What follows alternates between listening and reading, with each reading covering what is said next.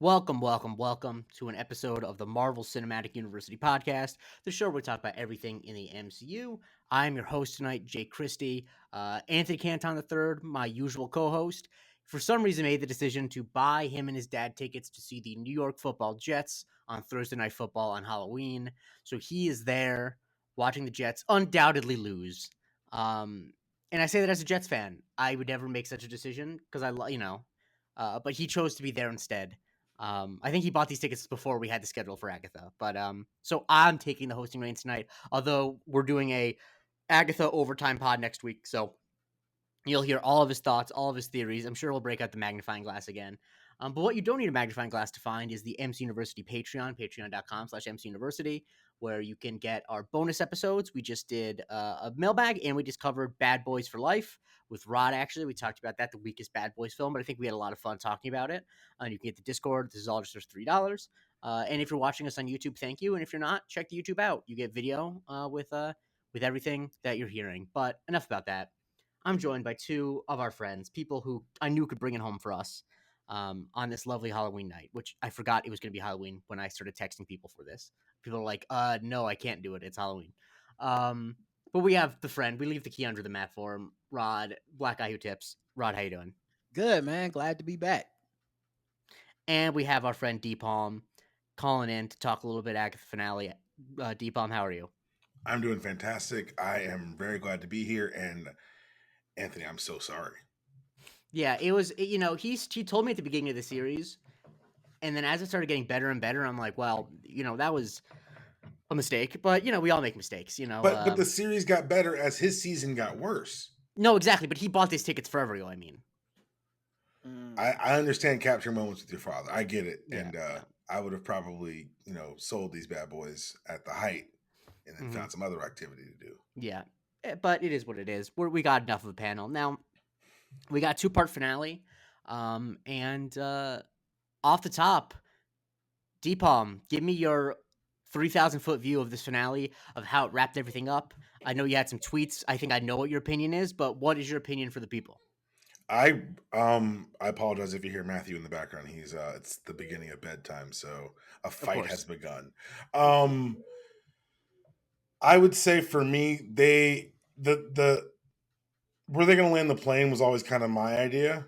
And not my concern, but kind of just, it's always the thing that once everything else has been sated and you're like, oh, we got good storytelling, we got good well plotted episodes, we've got the last week's episode, which was just mind bending. The question is, how are they going to land the plane?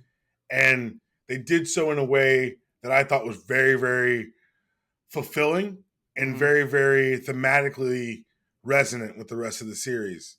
And we're going to talk about it later on, but I just think that there are a lot of details in there that I think kind of foretold. Like, it's one of those, I said this so we also recorded one of these we did the last 3 episodes for MTR Network. And one of the things I mentioned was they really found a way to stay true to the story they were always telling and treat it like a comic book, to where now you're like, oh, I got to go back and rewatch these other episodes. Because now it recontextualizes things that I thought I saw. Yep. And Rod? Yeah, pretty much the same thing, man. Much like Matthew, this series became about Agatha fighting her bedtime, and I thought thematically that made sense at the end of the day. And it was Kaiser Soze, when you go back and look at it through that lens, it's like, oh shit. And God, man, the bold choice of making episode 9 after episode 8, like that order, is just that's why top shelf Marvel shit right there. Yeah, I saw some complaints that episode 9 was a little bit of a letdown, and I think it was in terms of like intensity, but I think that I think that it served episode 8 really well, that they did not delay the finale happening. And that I felt like, as a larger story, I'm glad that 9 is sort of an epilogue as opposed to needing to be the big finale where they try to rush all of the epilogue stuff in the last 5 minutes. But yeah, we talked about the Kaiser Soze thing. I think that it was a masterful decision, because there's nothing I find more impressive than when a magician does the same trick twice in front of you and you don't realize it. It's a thing I once heard said about, and this is I'm gonna connect back to it. Thing I once heard said about the movie Die Hard with a Vengeance, why it's really good. That the twist of the first Die Hard is that you think they're terrorists and they're actually just stealing money, and then in the third one they present terrorists again, and you think they're terrorists, and it's like, no, it's the same thing again. They're just stealing money. They're not actually terrorists. They do it again, and they manage to convince you. They spend an hour and a half convincing you like these are no, these are actually terrorists. And this, it's like, it's the same thing as WandaVision. It's all in someone's head. And I think that like it could easily feel cheap if that was a thing that they were like being really on the nose about, but like they don't really. All the clues are there if you want to pick up on it. And I saw some people suggest maybe Billy was doing it on purpose, this, that, or the other. But I think the really impressive thing is it's like if you go back, you can definitely tell that like there are things that make much more sense when you realize that it's all coming from Billy.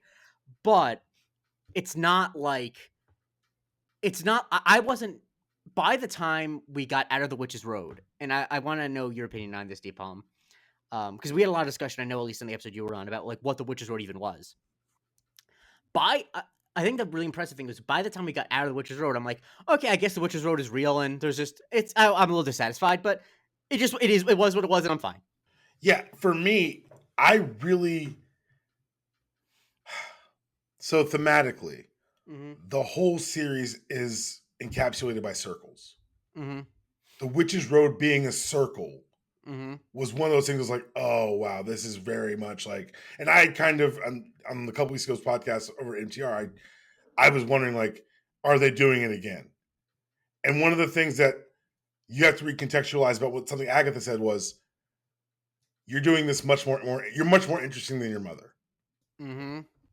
Because what his mother did was take control of a town and make them puppets.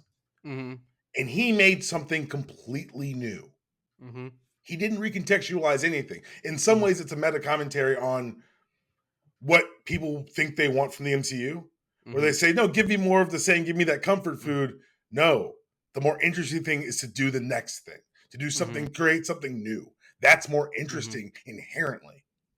And also, big shout out to anyone who's ever said comic accuracy doesn't work on film when Wiccan showed up, because like there's so much stuff out there that's like not using the name Oswald Cobblepot. Like, it's like, why are you ashamed of the source material? Like, if you embrace it, it's been test marketed for 70 years. No one stopped reading your comics because of this name. You actually got people stickier that way. Like, don't be ashamed of what you're doing. And so with this, I think it was so beautifully done, because in the end, every witch got what they needed from the road. Alice needed to protect, which she'd been doing her whole life. If I wanted more time, if I had a nickel, like that's awesome. Lilia getting to accept what she was. Jennifer getting her power back, which is very interesting because Jennifer Cale in the comic books is the granddaughter of a former Ghost Rider, Noble Cale. So like that's like a whole other, like, let's have a 20-minute conversation about what to be doing there. But Billy gets what he needs, and paradoxically, so does Agatha. She gets to create. And I honestly thought she was going to suck Billy dry during the fight scene. I was like, well, all right, well, I almost believed the face turn. But for me, I thought it was really, really well done and really well handled. And I think the reveal of the road and kind of that, like Rod said, Kaiser Soze moment really paid off. And Rod, what about you? How do you feel about all the stuff that Dpalm just said? I mean, yeah, pretty much the same. I think it was just so clever. It's so thoughtful. I would love revisiting this series just because of there's so many levels. It's like little stuff that, like, Rio being the name they chose for death, and Rio meaning river in Spanish. And then I thought about the river Styx and the goddess Styx, and how it essentially gets people to cross the river to accept that they need to move on to the afterlife. And that ended up being what happened with Agatha. Like Rio becomes this, like, you need to accept and embrace that your time here is over. And Agatha accepting that at the end, but then finding out, oh no, that was that was still her being Agatha. She was not actually ready to move on to the afterlife. No. She took a calculated risk. And stuff like that, as I've talked about pretty much every time I've been on the show, that's the stuff that really intrigues me about Agatha as a character and about this show choices, is that there's a way to go about this and like really redeem her, and especially if you watch that last episode where we see how her trauma formed, and there's a way to be like, no, she's not, like, she might have been evil, but she wasn't always evil, and she just is a person that something bad happened to, and they made a wrong choice or a different choice than our protagonist, in this case kind of now being Billy in a way. And I like that they didn't really go with that. They're like, no, Agatha did some foul shit for centuries, like unrepentantly foul. Agatha used her boy as bait. Yeah, dog. Like, Agatha is a serial killer. Yes, the montage of her killing coven after coven is just so well done, with the clothes and the music and the Witch's Road, like that, and the Witch's Road always being a hustle, and then taking us back to that moment when the actual door forms beneath her feet, and we see the which is essentially the same shot, but now there's a new understanding of like, yo, she was as surprised as we were. And every one of us who felt that she was kind of fraudulent on the road, where you're like, I like, because she's always kind of has that fraudulent air about her, like she's telling people what she needs to say in that moment, but not thinking much beyond. Every single time that happened on the show, it was intended from the jump, and that's just masterful writing. And I have to give a lot of credit to Katherine Hahn, because her character and acting choices are what really drive it home, because that has to be so fucking difficult to do, to like portray that, knowing what your character arc is gonna be, and knowing that we're all gonna go back, look at your face again, and be like, was she giving it away here? Was it like, why didn't I pick up on it here? But clearly, from my reading now, it was always in this character. So I was just so impressed with that. I thought that was the most impressive shot of possibly the whole show, when they go back and show you the bit where the door opens, because it really, like, as you can see, she doesn't even look down. She immediately is criticizing them for the way they're singing, and it's like, oh, now it makes sense why she didn't care that Mrs. Hart or Miss Davis is not a witch. Like, oh, of course, now, like, all these little things that you'd be like, that you're like, this is probably just their, like, the thing about it, which is so clever, is that things that I think we had previously, like, not criticized as plot holes, but been like, I want some clarification on that. It's like, no, it actually, her behavior makes 100% sense now, because she actually, it's not just because I remember we were, I definitely speculated before that she was lying about ever having gone down the Witch's Road. And I think that was a thing that other people had speculated on, right? Because even the characters were like, she's never actually done it. And the thing that I think is so clever about the twist is, it's like, that the actual twist is way beyond that. The actual twist is the Witch's Road doesn't fucking exist. Like, that is like, it's a twist you had not. I don't know about you guys, but I never considered that the Witch's Road wasn't real at all. Like, that's not a thing that I ever thought about.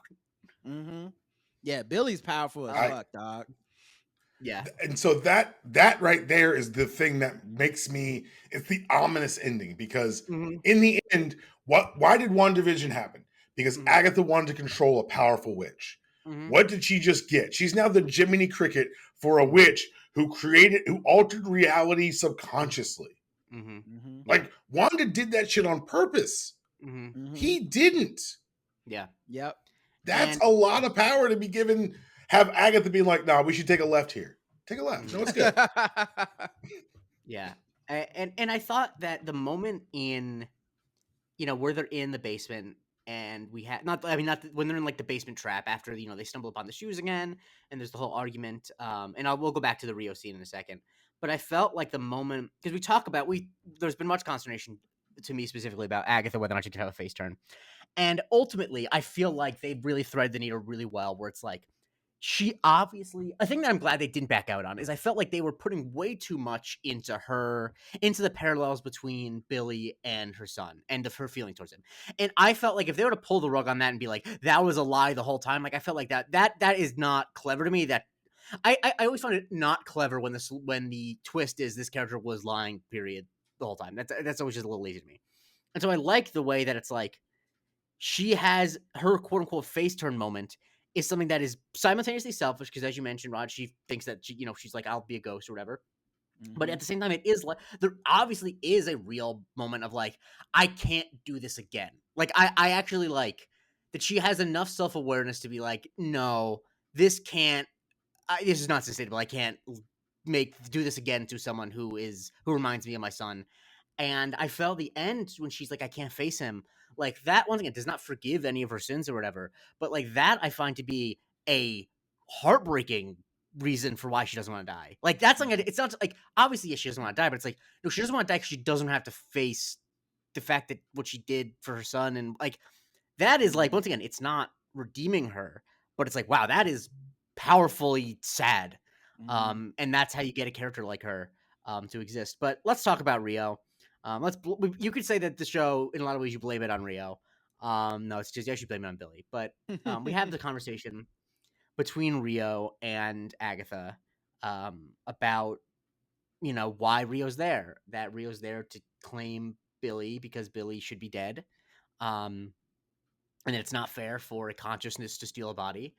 And so, apparently, I guess the rule is she can't kill him because then the consciousness can just go to another body because it's too powerful. And so he needs to give himself up, I believe, is what the deal is. That was a little bit confusing. And Agatha's like, "Oh, I'll get him to do it." And I did actually wonder them, like, is she gonna get him to do it? Like, is that what it's gonna be? And I think about it, and I want to hear your opinion on this, Rod. I don't think in that moment she is sure if she's going to do it or not. I don't think that she's plotting anything. I think she's almost saying to herself, I'll be able to get myself to make him do it. We'll get there. Yeah, for me, I read it as just knowing Agatha. And this is why I say it was so important they showed the other episode after this.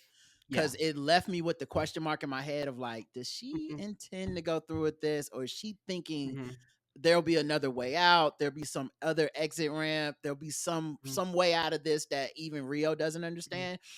But I truly do believe she was like, I can play this kid. And I think she intended to go through with it. I think the surprise to her was that she couldn't. Like, I think when he brought up Nicholas as she was really about to do it again, and he says Nicholas's name, and I think he may even said Nikki, but I think he said Nicholas's name in some form. It was then that she was like, fuck, I actually can't do this shit. And that was, and once again, it didn't feel like necessarily like growth as much. It felt like something other than like redemption. It felt like growth, but not redemption. And that's exactly and that's why 9 is so good, is because when you see everything she's done, you don't have to go back to 8 and feel like, oh, that was cheap. They really should have redeemed this character. It's like, no, this is pretty irredeemable. That's about as much as you're gonna get out of a person that spent hundreds of years killing like essentially innocent witches, binded Jinn, and like just a repugnant motherfucker. So like, what numbers do we think we're talking? Like, we're talking like, because we're talking like Gacy numbers. We're talking like those like enough. We're talking enough to satiate the very personification of death. So we're talking about like those Russian serial killers where you go on Wikipedia and it's like 150 to 600 question mark. Like that's the level we're talking. Well, I mean, the good news for her is that she was seen to be killing in multiples of 4. And it didn't seem like she needed to kill like every month or so. It felt like it felt like after her son died, she slowed down her numbers. Like I feel like before her son died, she was because you got to look at how she was killing witches in the. Hold on, Dpalm, I see you shaking your head, but let's look at this mathematically, like LeBron James.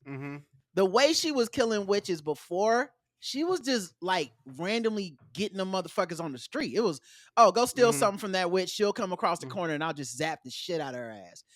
Then she started this new thing of the witches road, which you got to recruit witches. You got to get 4 of each type, get 1 of each kind.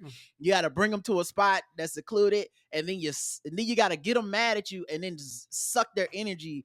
To me, that slows down what she was doing originally, which was just fucking like, oh, did you drop something? Fucking give me your powers, you dead. Like, so that's why I think the numbers slowed down. I'll say that.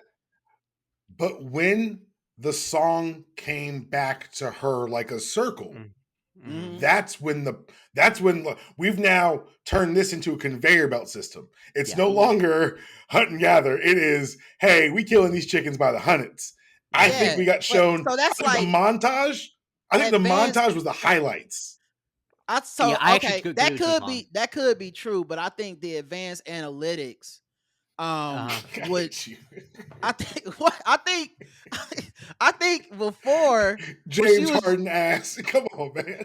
when she was just rolling through towns and like running these scams on these witches and then killing them with the help of her street urchin son, Mhm. that to me felt like it would have presented way more opportunities than the amount of planning to get 4 witches in a space. And I think they made a They specific recruit choice themselves. to show. They make its own gravy. They recruit themselves. Yeah. I understand, but see, They've that's already got, also that's and they but only miss because they're not part of a coven. that's also to my argument of why you don't need to do it as often. Because it's like she's absorbing all their power at the same time they recruit themselves, and you just got to do it, repeat it however many times. But I think the creative choice of them showing her in different clothing, that was when I was like, oh, she slowed down. Because I think if they would have showed her in the same outfit a couple times, and like, oh, she's in the 60s and she just zapped people again, then I'm like, oh, she was doing like Wilt Chamberlain numbers on these witches. But when it started being like, okay, that looked like y'all skipped 50 years. I'm assuming she was getting enough power out of each transfer to then be like, I don't, because before it was just to keep her son alive, right? That was to get more time. Yeah. I'm No. assuming. Yes. So what do you think she was That's the zapping only way those she witches can for? access her power. That's the only way she can access her power. Without she is literally a succubus. Without stealing, there is no power for her. She has no. That's why her mother hated her so much, because the only way she could access power was stealing it. Maybe I misunderstood then, because I thought the bargain with Rio to help her get more time, she was zapping those witches to the benefit of her son. That's what I thought too. That's how she was feeding Rio. She was feeding. That's what I'm saying. She was feeding Rio. That's what I'm saying. Feeding Rio to give her she son holds down more the time. speaker, says, "I'll get my power. You'll get your bodies." The same as it's always been.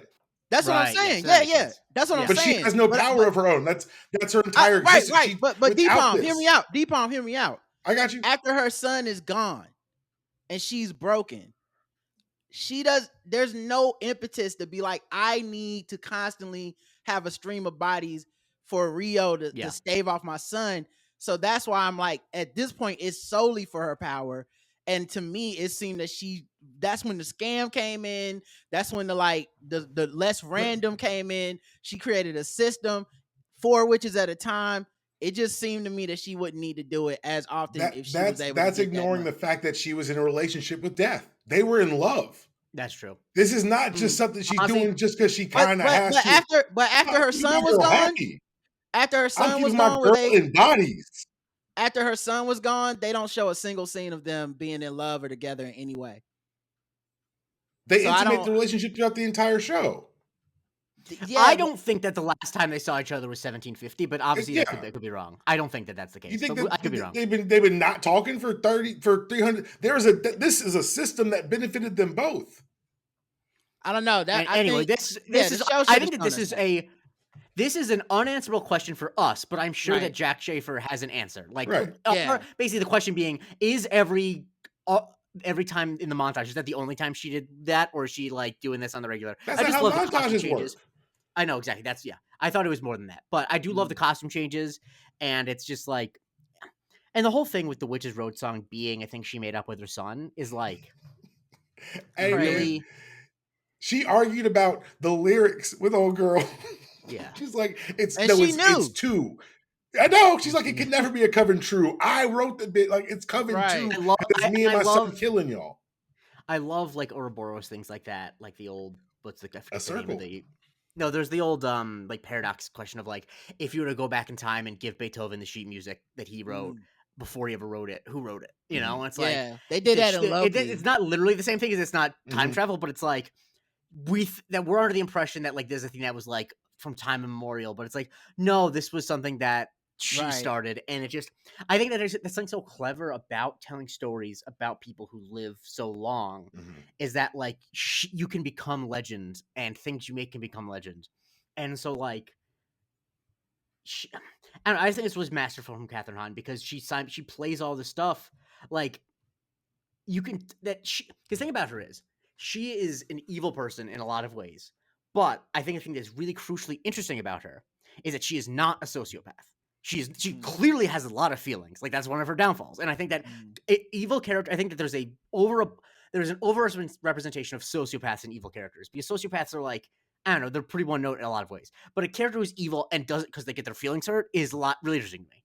And so the fact that she, on some level, is reminded of her son every time she hears that song, but she's like, there's something so fucked up and weird and like twisted about her using a song that her 6-year-old son made up to murder people en masse. And then that she's using it on the Witch's Road to like all these challenges or whatever. Like the idea that she is participating in these challenges where like a lot of the time, especially the big rock music one, the solution is to sing this song. And she knows that this is just like a copy of a copy. This is Billy having heard the rock version of it and then inventing a challenge. And like the fact that she's able to kind of play that weight as it's all revealed, but not seem, like I said, like a cold sociopath about it. Like you believe that she is still fucked up about her son's death, 300 something years later. I think it's just really, really special. Let's talk a little bit about. I just want to go right back to the Rio thing one last time. Okay. Yeah. I don't think it's a relationship in the way that and I think maybe because they're both hot and they kissed, maybe that's why it's like this is like a sexy relationship. I don't think it is because what was her wish? That I never see you again. I don't see your face when you come for me. Right. You leave me alone. I die a long, long time from now, even if the rule is I have to die. That's not a lover to me. That gives something else of like, this has been haunting me. I've been taking these bodies, giving you your bodies for my long life as an exchange. You took my son. I thought it was really important that they didn't show her sacrifice her son, that this was I wanted to avoid this fate for my son as long as possible. Yes. And you still took him and it broke me. And then I went and just was like, I'm killing as many witches as possible. Just so that we don't, I don't have to face you in this. This is not a relationship anymore. It's an exchange of, I want to live forever and I'm selfish. And you are giving me the means to do that by accepting this exchange of death. That is the vibe I got from it. And I think even the kiss, it was a beautiful long kiss. I'm sure everyone was waiting on it, but even the kiss, it was not a like romantic, like I'm back or I finally like we're together. It was, and especially when she tells us the next episode, no, it's not to go. No, I'm not accepting that. I want to be a ghost forever stuck in this state between life and death, rather than be with death. The only thing I would say is we need to like focus on the text. And the text, what they showed us was there was a deal. Not just this, it was I get my power, you get your bodies. Yeah. And I'm not saying that it was still a love relationship. I'm saying at some point she said, I like bad boys. At some point there was a relationship there. It may have turned toxic and she wanted out. We agree there. I'm saying I think the death of her son changed that relationship to just transactional because it is no longer romantic. Even the fight at the beginning of this series, that's not like long time no see. Death is like torturing her at that point. I feel like it's very lust. I think it's lust. I think it's not love. I think it's love, but I think there's a lot told us. Dpalm is a comic book reader though. Deadpool. There's no story with Agatha and Death in the comics ever. Yeah. No. I'm making a completely different point. Let me finish. Dpalm, as a comic book reader, Deadpool's relationship with Death is one of lust and longing and wanting to be together. And they can't be together because his fucking power keeps bringing his ass back to life. And so they have these respites of like, oh, I got fucking decapitated by Wolverine. I'm in. Finally, the bliss of death is I am accepting it. We are together. This relationship. Oh, fuck. I'm getting sucked back. God damn it. I'll see you again. I hope I get killed again permanently somehow. I don't know if you ever read those comics, but I did. I was a big Deadpool fan. this doesn't give me that, like, because death represents something here. It's not like it's the avoidance of death that she's extending her life is what she's after, not like Wolverine and Deadpool who long for death but find it unable to find it. I think it's, I don't know, and I don't know if it's just because they're so hot that it's like, no, this is a relationship and they want to be together, and we want them to kiss, or what? They told us this really, like, they're repeatedly in the show. Yeah, I think they say they're lovers, but think about that. I think there's a huge gray area. I think there's a huge gray area between people what does who lovers want to mean? I think that there's a huge gray area between people who, quote, want to be together and people who want to tear each other's clothes off when they see each other. Like, I think I think we're dealing with the latter, not the former. And I think that, like, because I don't think it's an accident that when they have that, like, moment where Rio cuts the tension by saying he's not your son, like, Agatha's about to kiss her unprovoked. Like, I think there's an extremely toxic relationship. And I feel like, on some level, like, she blames Rio for killing her son, but I also think that she knows that Rio's not responsible for her son dying because Rio's deaf and her son was going to die. And so I think that just, like, a very toxic on and off thing going on. I know what this is.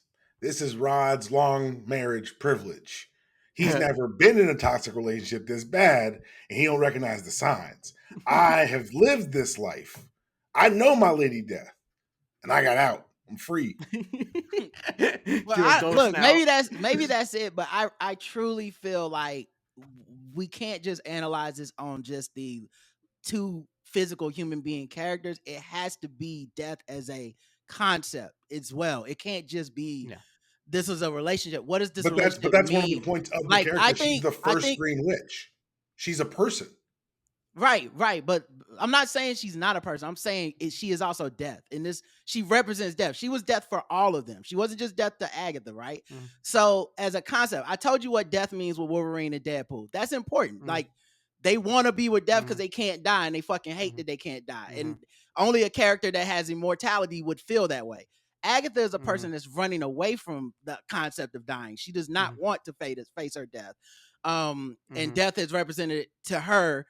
It's just a different kind the person of love. that took away her. Describing well, different hold on. aspects of love. This is what I was gonna say. Listening to you guys, I think maybe it's more of a seduction of death, like less of a genuine relationship of love, but a transactional, like, whatever I need to be in this moment to continue to live, to continue to extend this period of time where you don't fucking come for me, I will do that. So if it's sacrificing my coven after a coven, fine. If it's this kid, even fuck him. Like, at some point, I just don't want to die at this. You know what I'm saying? I don't think she. And if kissing you and being your lover in some ways, this relationship we have, if that is considered a relationship, then it's seductive. It's not truly like one of love and longing and wanting to be together. I just don't think she wanted to die. I think that is as much in the text as everything else that's in there.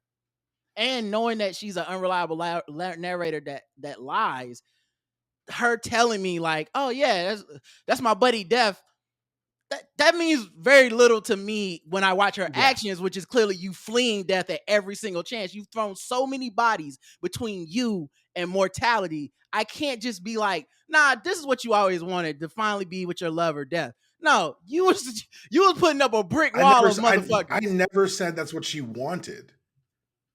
I said it's a relationship that had gone bad.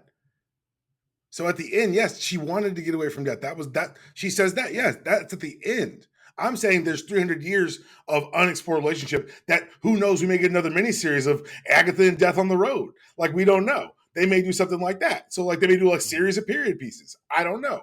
All I know is that, yes, I agree with everything you're saying, 100,000%. In the end, at the end of this 300-year whatever, she was trying to run away. No one, I'm not debating that at all. Yeah.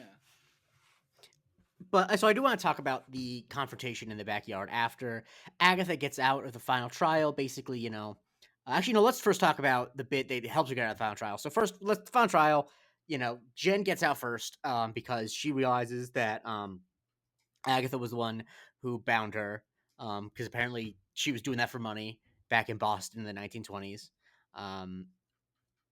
Really, man. That's just. Hey man, she's super evil, dog. Like there were so many. I don't remember. You were just a name on a like what? Mm-hmm. And so Jen does an unbinding spell, and she gets her magic back, and she gets out because like that's the whole thing is you get out when you get what you want. And I love this after the revelation because it's like, how do you get out of the witch's road? Well, Billy, it's not real. So what Billy's understanding of it is at the end you get what you want. So therefore, you would get out of it by like I like how it follows the rules of everything Billy knows about it. Mhm. And so she gets out, and then we have they realize like okay, we get out by getting what we want, and what Billy wants is to get Tommy back. And I think that they don't show a lot of it because I think it'd actually just be like genuinely distressing and not fun to watch. But the idea of them basically like searching the world for a teenager ostensibly who's about to die is like really dark in a way that like Marvel usually doesn't get. And I think that it's really powerful when Billy asks, "Am I killing this kid?" And like I think the answer is no because I don't think that that's how like it works. But um, yeah, I think that it's I actually think that this is not the moment she makes the final decision, but I think without this moment of them coming together, I don't think that Agatha makes the decision at the end. I think it's this moment and then him saying Nicholas. I think that this moment of compassion is where where she's like, I see my son too much in him, and it comes back. I don't think the second moment would work without this. But what did you think, Rod, about them coming together and honestly Agatha doing like this is an uncomplicatedly good thing that she does for him. Like this is not a trick. Man, it was kind of confusing because Billy is so powerful, and that the Mhm. revelation at the very end of this episode did make me wonder, like, is Billy powerful enough to like subconsciously kill a kid? Like just to Possibly. is like it because this whole thing is his unchecked power that he Yeah. doesn't really have a handle on yet. Um, but yeah, I mean, I think I couldn't tell if it was him pulling out and when he asked that question or her pulling out at the same time that he asked that question. And honestly, those are things I love about this series is that there's these Mhm. questionable things that are interpretation, and I can see people interpreting them multiple ways, but I didn't necessarily feel like she was doing. I wasn't even sure she was doing that from any positive altruistic standpoint. I like all of that stuff could have been a machination to get Billy in the position where he was going to give himself up to Rio. And I would not have been shocked by any of it. I Yeah. truly feel like him saying Nicholas and because I think she knows he's a good person. Like, I don't even think Yeah. it's like she has more than enough information on him. She knows he's a good person. She knew when he reminded her of her son from jump. Like, Yeah. there's something about that Nicholas trauma. I think what it is, the Mhm. Nicholas trauma is the only real thing about Agatha as a character. Yeah. It's the one touchstone, literally, as she puts it on her necklace. It's the one Mhm. real thing that is a truth about her that she can't lie and pretend. And Billy knowing that and knowing that she has that attachment to him as well. I think it's the one thing that allowed her to be out of her nature for that 1 second that you really needed her to be, because Mhm. even Ghost Agatha is a motherfucking trip. Yeah. There's no fucking there's no real No. anything in Ghost Agatha is like, No, I'm still playing, I'm still got a handful of cards, baby. I'm in the game, I'm Mhm. a player, and it's just like, god fresh damn, set the of boy just chips. right. He just she's like doubling down. She's like pushing more on the table of stakes, and like the boy is banishing her. And she's still like, I'm in this game somehow. I just gotta figure out how to touch this The fucking rules. pendant. Let me just see what I can get Right. So going. yeah, I think I still arrive out of this series feeling like she has one brief moment for me. That's all I got. I don't Mhm. feel like I'll say she this. totally made it over. I believe both you guys are right because I do, Rod. I'm with you. I'm like, yo, they went out of their way to be like, this bitch is evil. This bitch Mhm. is evil. Yeah. This bitch is evil. Like us wanting like wish casting that she's a good person deep down. Nah, but she did have that moment when he asks her, "Am Mhm. I killing this boy?" her chance to say, she could have said anything. She could have crushed him. Yeah. She could have lied. She said, sometimes boys die. Yeah. And that was so like that and again, you goes back to what you said, Rod, about the line readings and the choices she made as an actress. Right. The choice there, like even if I'm saying like on a very like what we're seeing, let's buy into the that she meant that shit in that moment. Yeah. That's a powerful delivery. Like that is and that's something that I think that when we meet her and she's pregnant, I was not under the impression that she was killing to stave off death for her son. I was under the impression that the killing was the thing she did with her son because she's an evil bitch. And they keep showing that she's an evil bitch. Yeah. She knew death was going to come for her son one day because they already had this ongoing and existing connection. She knew that she did not question who death was when she saw her. She knew who she was, says, please don't take him. She says, I'll give you some time. But she doesn't say in return for, she just says, I'll give you time. And so in that time, what does Agatha do? But find a conveyor belt way to get witches and steal their shit so that she has power. Because she says, look, here are my powers. I can do certain things, but I can't do it without a source. She explains it to her son why they're doing what they're doing. The reason I think that it's related though is because I don't think that it would be weird writing wise if it was a coincidence that the day that Nicholas decided not to go through with the plan to kill the witches would be the day he died.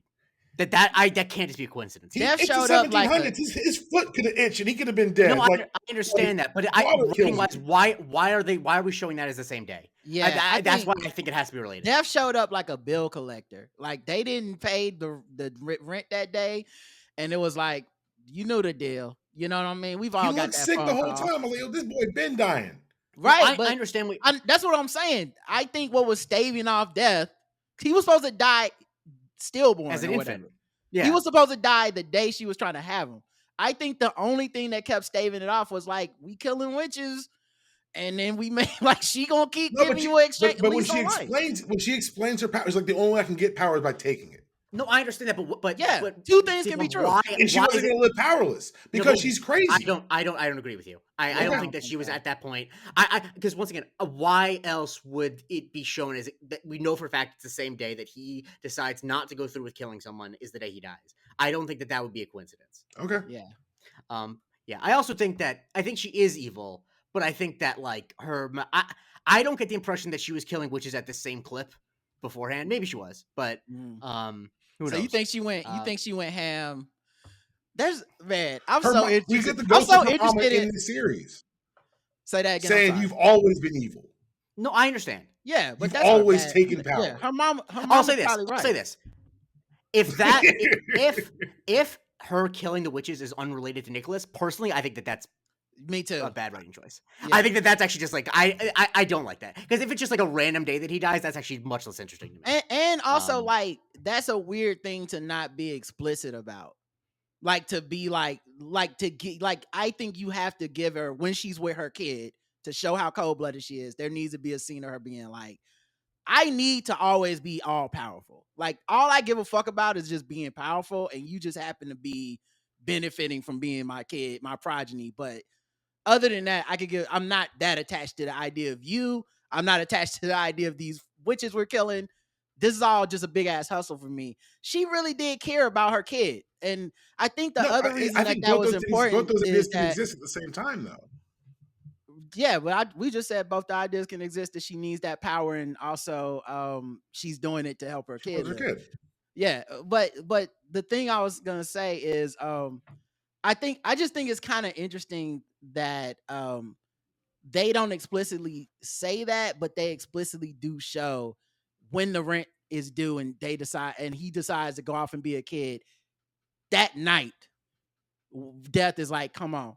Like, and not even in Agatha's face, like Agatha's sleep, she wakes up, her kid's dead. Like, there's something about that is so like, I don't know. It implies to me that this deal was benefiting the kid as well, as long as she could keep it up. And then her kid was a real kid one day. And damn. Yeah. He does look super sickly. But let's talk about how she escapes from the basement challenge. She Billy leaving opens up a rift in the floor. There's some dirt, and she plants something. There's like a little seat sapling in her locket behind the piece of Nikki's hair. And so she gets out, and she, of course, is coming out of the basement.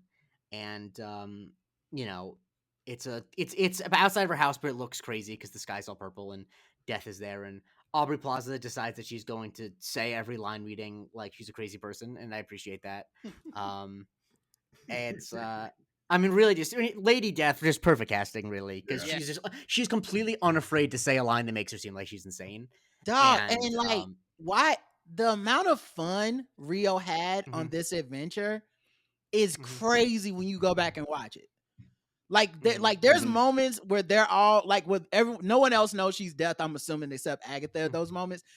And there's these moments where like they're being chased and about to be killed, and she's like, like, like people are like making choices where they're like, we shouldn't do this. She's like, we should do that thing. And it's like always in the background when like 4 people are talking at the same time.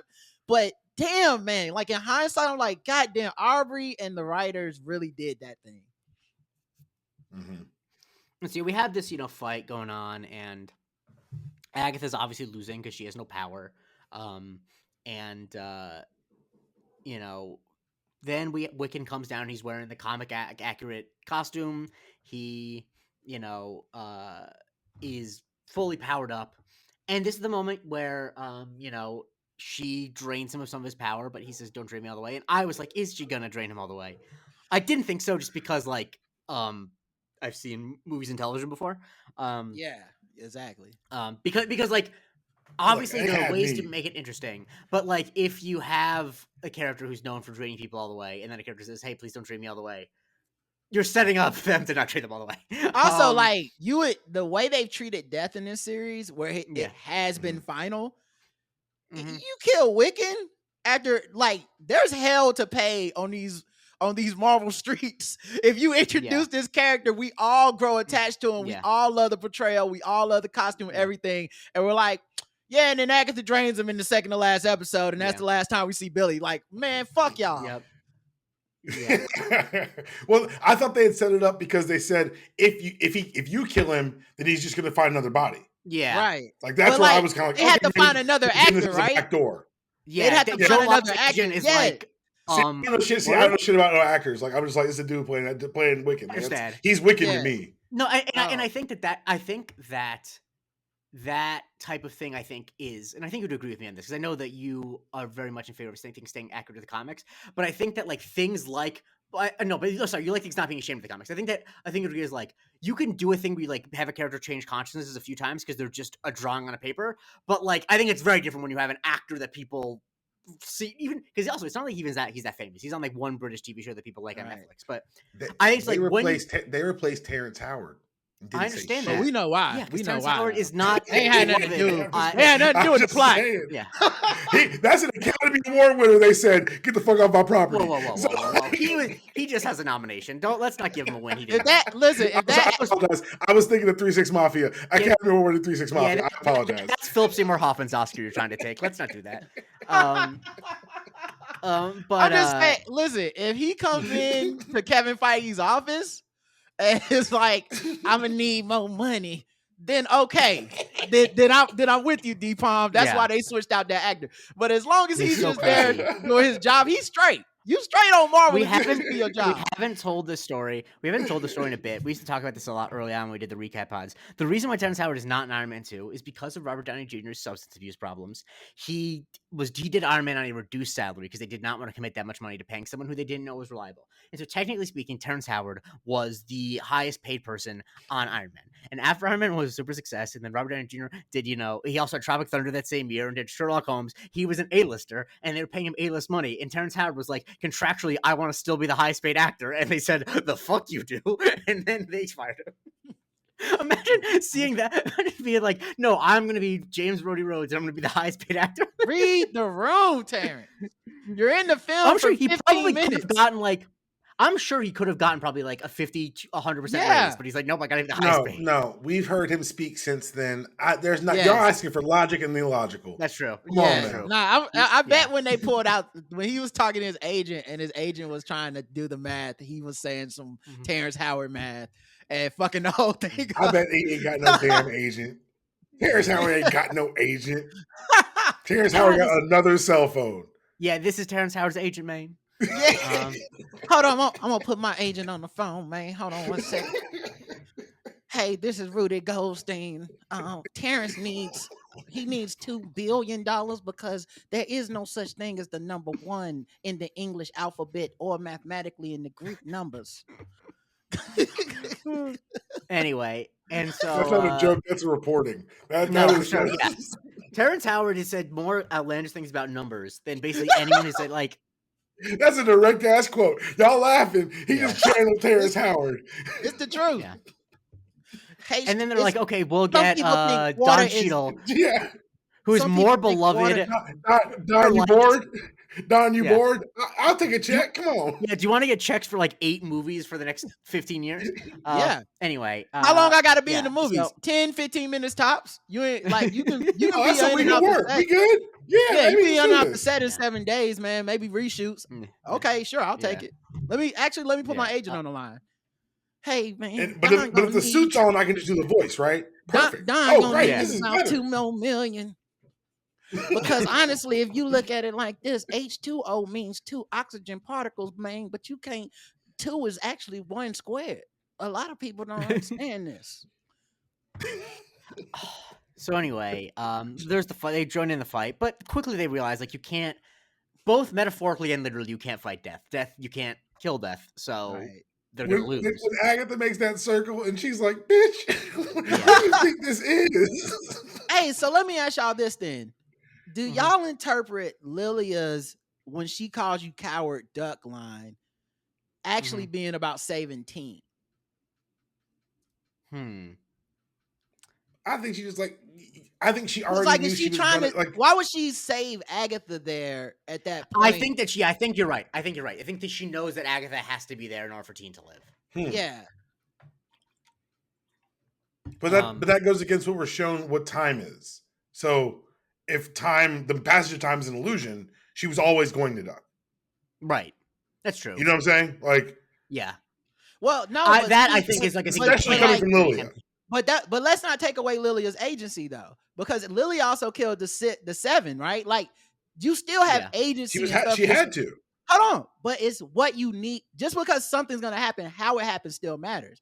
So to be like, well, you were always gonna die is to me is different than like you were gonna make the choice that saves Billy, that fulfills his like ability to get off the road or whatever. I like that still gives him the thing that he wants. I don't know, man. I think I don't want to cut Lilia short. Episode. But that was the point of her episode, is that there, like, that time is the passage of time is illusion. The fourth dimension already exists. We just only able to interact with certain points of it. She perceives time that way. That's fine. The show, which is why when she said it was already right. But the show prophecy by saying the show, as like with the rest of us, still has to operate under the auspices of how we understand time. If that was the case, they just fast forward to like she did. No, they got to show us how it happens. They have to trick us a little bit to be like, bam. Lilia seemed it was less fatalistic, as a thing is going to happen and therefore it does not matter what happens on the way to the thing. It was a thing is going to happen, and how it happens and when it happens, that matters. What we do for each other. Like how she said she was doing this so Jen would be able to be this witch of the future, which is exactly what happens with Jen, right? She gets her thing and then gets out of Billy's illusion, and she has her powers back. Matera, though. I guess what I would say is Dpalm. I think you were right on a technical sense, but I think narratively, the fact that time is like. But when things that takes away agency from any character. When Lilia says a thing, it means a different thing than when anyone else says it because of her ability to perceive time. That's what I'm saying. Why did she tell Agatha to duck? Why would she even tell her that? She was always going to tell her to duck. She was always going to duck. Then why tell her? Because she told her. Because Agatha literally looks in the camera and says, "Oh," when she says "coward, duck." Like that means something. Like it's not just Okay. like the rest of the show does not operate as in I'm just just saying Lilia's for point the of view. Lilia character at that point of her understanding of her ability in relationship to time, that's all I'm saying. I'm not saying it for the larger part. I'm just saying for that one instance. I don't I know. think, I like gotta I said, I think disagree. you're right. I think that you're Okay. right in that that's probably how she experiences things. But I think from a narrative standpoint, I do think it's significant that she doesn't Well, just let I'm her not die. even sure that's how she experiences things because she also tells Alice not to try to save Agatha. So she's trying to change things, whether she's successful or not, fine. But clearly That's true. there's like more intent behind what she's saying than what is happening on the screen. It's not as simple as just like, oh, I just said this because for Agatha, clearly there's got to be like, I don't think she was beholden to Agatha. And as we find out, Agatha's never really the one that is on the road in Billy's perception. It's really Billy's road. So I don't know. Mhm. I'll be thinking about these questions forever. Is my point. I'm not even Yeah. saying these are definitive answers. These are questions I'm bringing up to y'all because I'm Yeah. like, damn, what was she trying to save? Was she saving the team? Or was she just randomly saying that shit? Did it matter? If it doesn't matter at all, who gives a fuck if she said it? Like, I don't. Mhm. Oh God, I love this fucking show. So we have the moment where, Agatha, where the ultimate is put down that one of them has to die.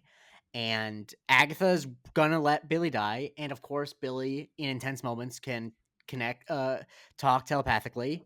And there's the moment, as we talked about several times, where he mentions Nicholas's name. And she turns around and she gives herself up to death in a very nice moment where they make out. And there are Can I people who point will out remain something here? anonymous. Can I Sure. point out something here? Okay. She does not give herself up to death. She Okay. takes death because what she says in Right. episode 1, if I take your powers, I'll die. She Mhm. takes Right. Yeah. death's power. She makes. She's not. It's a You're right. very like subtle difference, but it's intentional. And I think that's how we get her being a ghost. I think, like you said, Interesting. she said it was a calculated risk. It's the Deadpool Wolverine, an educated wish. Like Mhm. it's just one of those. Hey, like we're giving it a shot here. And she's full of And so, yeah, power from absorbing yeah. Ted's Yeah, power. exactly. She's So topped off yeah, from whatever the hell Wiccan's got. Mhm. yeah. Now, what do you think And lasted so, longer, the kiss or her that moment where she's absorbing Wiccan powers and we're not sure when she's gonna stop, or this kiss? Because both of them felt the same amount of time to me, which was 3 yeah. hours. Yeah. I mean, I think that the kiss was super long because I feel like there are some people at Marvel who correctly are like, we Yes. really need to make up for decades Yes. of what the kids call queer baiting. Yes. It's they really need to go whole hog. It's like, okay, if we're not going to show like an explicit sex scene, we really need to make it clear that these are lesbians, and this Yes. is not just a thing we're implying. Right? Yeah. Because They were like, it's not just jokes, guys. Okay. They yes, like definitely we understand that you're afraid we're going to do it again because yeah, we have done it many times. We have, right. like all that stuff we did in the Marvels with Valkyrie and Yes. Carol. Well, we're not going to do that again. Yeah. They're And gonna so kiss they so have, long. They're gonna kiss so long. You at home will be like, they might as well scissor. And that's when we're gonna stop the yeah, kiss. At that moment that you think that, we'll stop. yeah, exactly. And so I'm sure that all of the TikTok editors are very happy about this moment. The Agathario shippers is what they call themselves. Oh. Um, I mean, you gotta stay plugged into these things if you're No, me. you don't. No, you don't. I'm kidding. You don't. That's a The thing choice. is, I That's a respect choice, my shippers. dog. Like you don't. I mean, of course I'm not actually plugged into it, but I do know that they call themselves that because I am on. I do get MCU TikToks, and Yeah. it's TikTok is mostly just fan edits. And when you're on And so when you're on that weird Reddit, it's fine. yeah, of course. Um, and so she dies, and we get to see like Death's not true form probably, but like where she has like the gaunt face. I forgot to say before Dpalm, you made your point. Someone who won't be named in the Discord did say that it would be worth it to die to make out with Aubrey Plaza in that outfit. I don't think that that's true necessarily, but it is horny thoughts. That's the Discord is free. You're perfectly fine to say those on there if you want to join $3. Um, and so Agatha dies, and some plants grow on top of her. And it's a interesting moment. Billy gets up and he drives away in a Subaru. It's just funny to think about the fact that like he drove in like a midsize SUV to this whole thing. Um, and he gets home. His parents are worried about him. And he goes back upstairs and he sees that he sees all this. He's the only character who's ever Kaiser Soze himself. And like I think it's also very interesting too because in the early episodes, it's even before he becomes Billy, when he's still William Kaplan, he has all this like spooky stuff on his walls and have you. And you're like, this is kind of so he just so happened to choose a person who's really into witchy stuff, and it's like, no, it's the chicken and egg thing. Like the reason why the stuff on his walls is so thematically resonant to what we're watching is because it's where it came from. I think that that's like such an interesting way to. It's not a coincidence at all. And so It's so we talked a weird lot about because like this, but yeah. if he goes into a different boy's body that just likes Mhm. Legos or Mhm. some shit, Mhm. is the Witch's Road Legos? You know what I mean? Like those are things. Yeah. These are the questions. You know Mhm. what I'm saying? I love that shit. Yeah, 'Cause- it's one of those things like is he going to a more magically resonant body that's like right. open to whatever? Like, yeah, it's 100% the Did questions. did Yeah. Bill? But it's one of This those is things that, fucked like, up to say. I'm glad we don't know the rules. I'm glad they can Right. just tell us the story. Like, if they Yeah. came out with like a here's the hard and fast rule book of it would take a lot of the Right. magic out of like not Exactly. ironically, And it would No. take the and with magic out of the Billy, storytelling. with Billy specifically, that's what makes that moment where he asked, "Am I killing this kid?" Mhm. Oh my god, it's such a Again, fucking the great new lens, question. you're right. Because you're like, Yeah. did William have to die?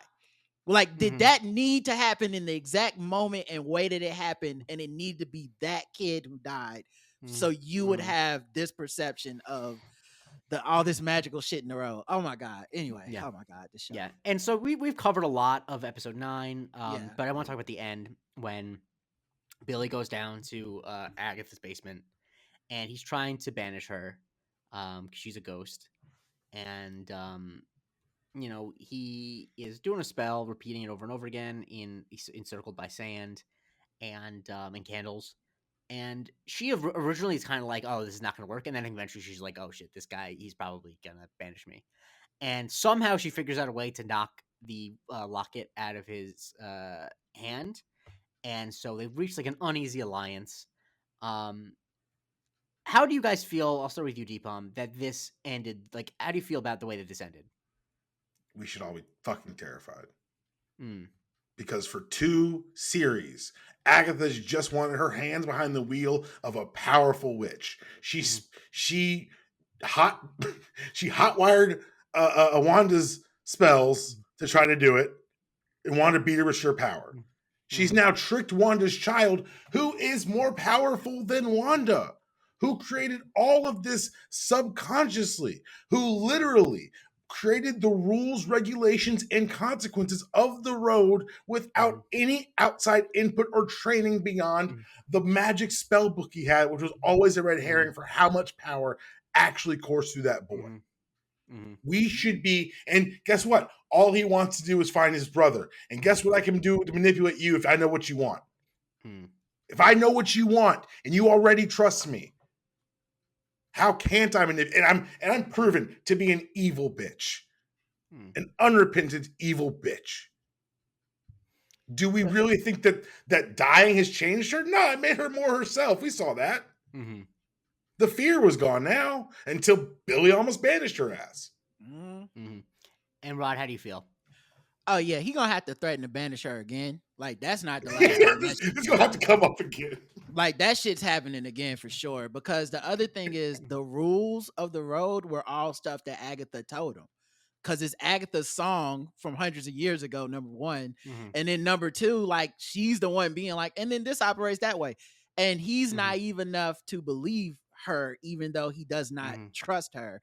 And that's a dangerous fucking combination. But also intriguing, and I want to see more of it. Like this is also like the kind of thing where like if they do a Young Avengers, I want to see like, can other people see Agatha? Are there gonna be scenes with Catherine Hahn and Wiccan, you know, together in ghost form and stuff? So those are things that I'm interested in, and it does leave the series with somewhere to go because we didn't get the Mephisto, we didn't actually get to see his brother come back. There's a lot of stuff in this world and with this character they can build on. Yeah, I felt like it left it is there's a lot of places they can go with it, and I think you're absolutely right that she's going to continue to try to manipulate him. But I do think that whatever we see them in next, I think a lot of it is going to be a push and pull between the two of them, as opposed to just purely. I could be wrong, but I don't think. I think it's to be more of a like. I think Billy's going to be a more active participant in the back and forth than Wanda was, because Wanda was unaware that it was going on, obviously. And I think that it really just depends on what Billy's in next, honestly. Like what happens. Like if it's a series where he's the main character, then I feel very differently. Right. If it's a group thing, then I don't think that she's going to have as big of a role in manipulating him. But I think there are a lot of ways they can go, and I think that I was happy about is that like they did actually resolve the two big things for the two main characters, like whether or not Agatha was going to get her power back. The answer, like, yes, but then no. And then Billy wanted Tommy back. And I think the solution to that in the series being he is alive, but he is not with him, I think is a very interesting way. Because it's not a cop-out. It's not like he didn't achieve anything. He did achieve something. But it's not... there's still a ways to go. And I feel like for television, a lot of times that you can, in these Marvel TV shows, they can have a cliffhanger where it's like, wait, what happened over these 9 episodes? Why did I watch this? We're in the same place. We're definitely not at the same place, but there's still a lot of places for them to go. Yeah. And at no point do I feel like Agatha will stop trying to manipulate him. Even with him now being aware and having a lot more agency than he had at the beginning of the show, like, which once again makes it more interesting to me, not less. Like what do you do when you know your Jiminy, as you call it, his Jiminy Cricket? That's so funny. when you know your Jiminy Cricket is like the devil on your shoulder and like not always reliable for their advice, like that makes a more compelling dynamic than if like she was redeemed and now she's the good witch on the shoulder and they're gonna go into the future and find his brother and she wants to help him accomplish all his goals altruistically. That wouldn't have done anything for me. Yeah. But yeah, I think that this series was really wonderful. I really liked it a lot. I thought that it had a really nice tone and it felt very very in conversation with itself. Like it felt like it had a really clear point of view, and it felt a lot like a TV show in a way that the Marvel shows sometimes don't. It didn't feel like it was written by a committee. I mean, it didn't feel like it was written by like studio heads. It obviously was written by a committee because all television is written by a committee unless it's Taylor Sheridan. But that's not a joke. That's just a thing he does. And then he gets mad when people say that he needs to bring on writers' assistants so he can write more than a season a year of anything.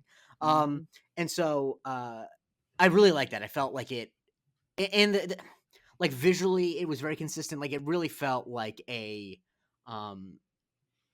well thought out piece of entertainment. And I think that it's obviously not necessary. And one of the biggest complaints I have about people on the internet is whenever they say like, "Do we really need this?" Because it's like, technically speaking, we need food, water, shelter. Like we don't need anything. This is entertainment. Exactly. It's dumb. So like, if it can be good, then I want it. And they clearly had an idea. And my big takeaway from this is like, whatever property Jack Schaefer wants to take on next, if it's another Agatha thing, if it's a bigger property, honestly, just give her the keys to it. Let her write it, even let her direct it, because the Lily episode was incredibly directed. Yeah. It's really exciting to see something where it's like there's a lot of that in a completely new corner. There's something really interesting going on in Marvel, and even if it's not based off of a character they didn't plan to do this with. Exactly. Like, I think that's exciting. Important. Like it's organic. And it's based off of our feedback and critical reception that they were like, we should do this. And it takes a while to do these things. So it took years for them to come back, but it was hitting. Yeah. And I've seen people be like, this is back to WandaVision level. This is reminding me of the best stuff they've ever done. That is so important. I do not worry, because worry is a way too strong a emotion to put on a fucking TV property. But I do think about if the lesson Marvel learned from slowing down this year, having higher quality stuff that just came out a little bit less often, I do wonder how that affects the future, because I've already seen the map of next year where they're like, there's 9 things coming. I'm like, but you kind of killed it with like 4, like y'all kind of was like in your bag again, slowing down. I think that that's more of a thing about strikes and dead delays generally than it is about a conscious thing. Because I think 2026 is going to be similar to this year in that way. But I don't know. I think that like, because we're not in the rooms, I don't want to speculate about how much. Like, because I think there actually is a way for them to do a lot of stuff without it really dropping in quality too much. I think that there just needs to be less of a desire for everything to be controlled by like the same 3 producers. Because Yeah. like that's the problem is if you're willing to delegate things and like let a showrunner take over a show, like I don't know the rest of television is made, then I think it's like because it feels like honestly it feels like Agatha was made with a lot less interference Yeah. than the other things, But and it's like yeah, just those are find a showrunner you lessons. trust. Those are lessons that they said out loud they were learning and changing, Exactly. right? So like Daredevil Yeah. being moved back and them scrapping the Yeah. first like iteration to me Yeah. gives me more hope for Daredevil than Agreed. you know, if that was like Yeah. something else. Low key, lowest the keys, guys. Don't tell nobody else this. Kind of gives me hope for Blade that they keep pushing the shit back. Not that they Yeah. didn't just go, fuck it, Mahershala is on board. He seems happy. Just get the shit out. Yeah. And they're like, move it off the fucking slate if we got to, but we're not putting this Yeah. out until it's something good. I have more Yeah. optimism about Marvel properties as long as we just never go back to Secret Invasion. Yep. Yeah. And I think that like you mentioned, the lesson I really hope they take, because I think the lesson about trusting showrunners more is a thing that they learned because of the failure of Secret Invasion. I think that this reinforces it. Yeah. But I think they really hope that they go back to is like ride what's working. Because like not that they shouldn't plan stuff out, but it's like there's no reason to plan out a movie 5 years ahead if you don't know if the movie that's supposed to come before it is going to work. You know, Yeah. I think that's really a mistake. You can tie yourselves into doing movies that don't need to happen. Yeah. But Dpalm, do you have any final thoughts? And it gives a stigma of failure that wouldn't have been there Agreed. if you hadn't announced that shit. Exactly. Go ahead, Dpalm. Exactly. I loved the show. I thought it was really well done. I don't doomcast or forecast with Marvel because for sure it's better than anything else anyone else is doing, and so I think that micro analyzing the best thing we're getting is a proposition in creating failure. Yeah. So I will say this University podcast. Yeah. Look. Yeah, I mean, I'm just messing. It's just a joke. It's just a joke. It's just a joke. You got it. Keep going. Yeah. And so, but for me, like this is again, it's when the story's first. Yep. And we can talk about how they tell the stories and what stories they decide to tell. Yeah. But one things I do enjoy about, like Rob was saying, this new, more mature version of what Marvel's turning into. And that's the other thing is we're watching a studio grow. There's going to be growing pains, but guess what? There hasn't been. Joker fucking 2. Like, like, you know what I'm saying? Like, we can sit here and be like, I wish that he had worn a yellow suit and fucking She-Hulk. But guess what, motherfuckers? Like, no Green Lantern in this bitch. So, like what are we really doing? So, and Quantum Media, guys, we just learned Quantum Media made money.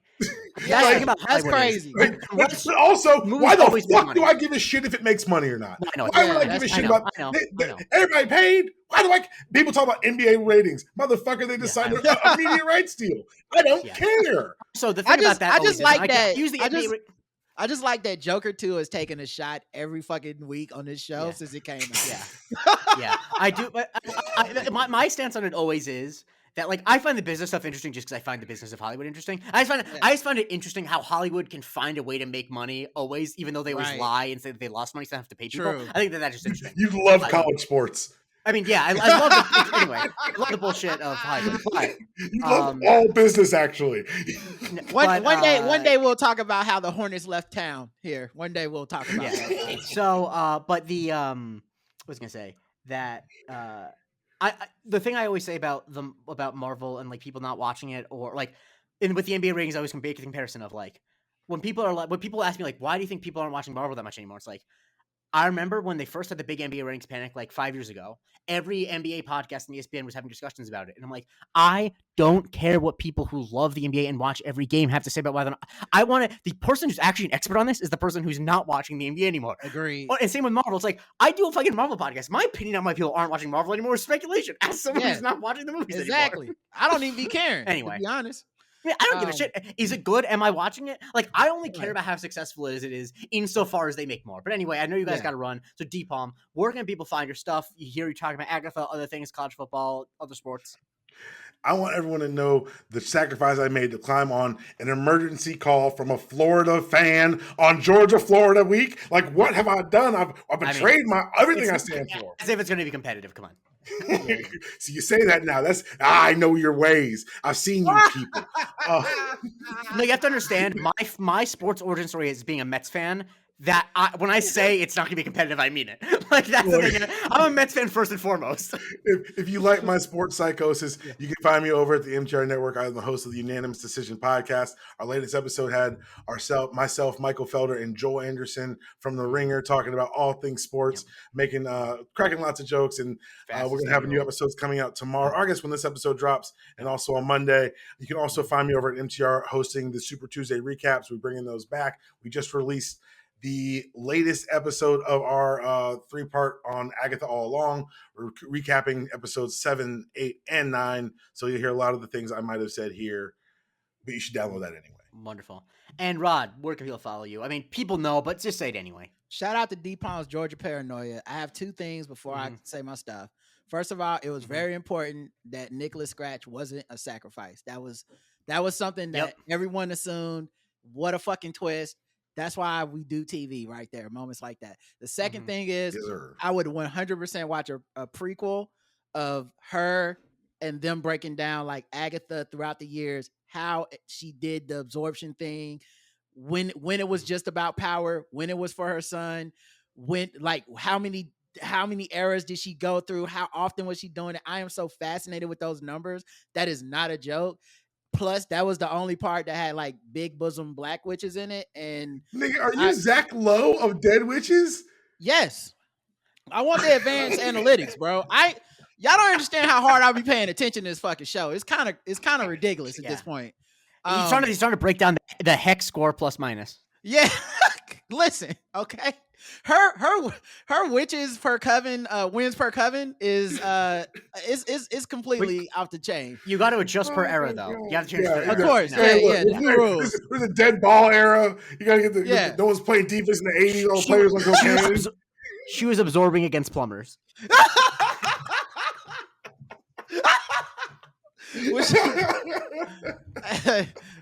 Yeah, the Witches Road seance era that's my favorite era. That's Wilt Chamberlain.